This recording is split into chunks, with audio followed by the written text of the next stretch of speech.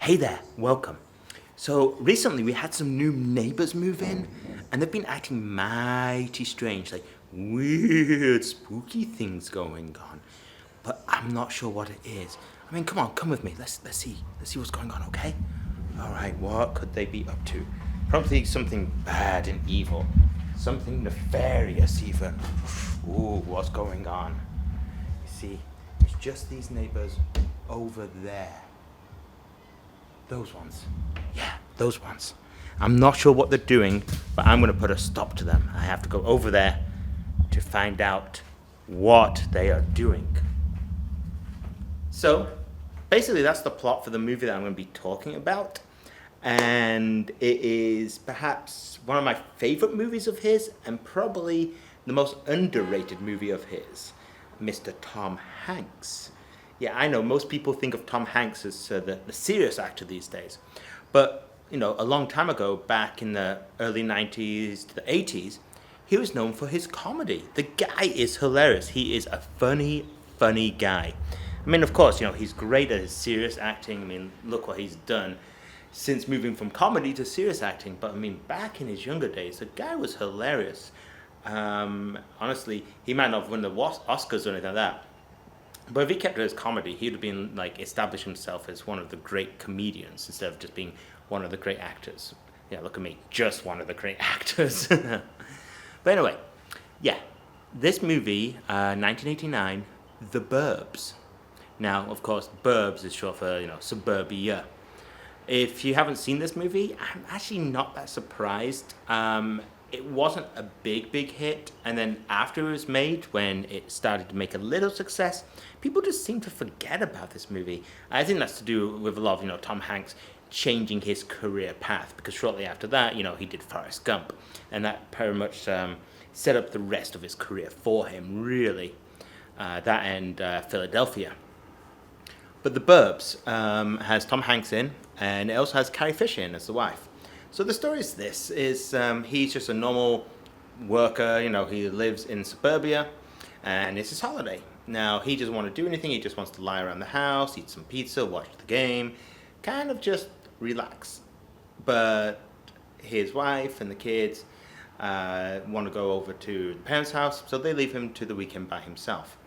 Now he has this. The movie has this whole cast of like weird characters that live in the neighborhood, and that's the beauty of this movie, that you could have set up so many characters and they did it so well. You have like the kind of best friend nosy neighbor who's always coming in eating their breakfast, Artie. Then you have like the crazy-ish man who's in there. You have like the teenager who lives there at the same time. It's a great cast ensemble, and it really shows kind of like a demographic of suburbia in America during that time. It's changed a lot now. What happens is the next door neighbor apparently moves out, and these new neighbors move in, and they're very secretive, and you don't actually see them at all. In fact, you don't even meet the neighbors until kind of late on in the movie, at least halfway through, maybe even later. And they're acting very, very suspicious. And then, someone disappears, and of course, being small town suburbia, everybody starts talking, and they think, it's the new neighbors, they must be evil. So they take it upon themselves to kind of investigate and try and capture them, that they're, doing something bad. Pretty much that is the storyline of the movie. And of course, throughout all the things that could go wrong.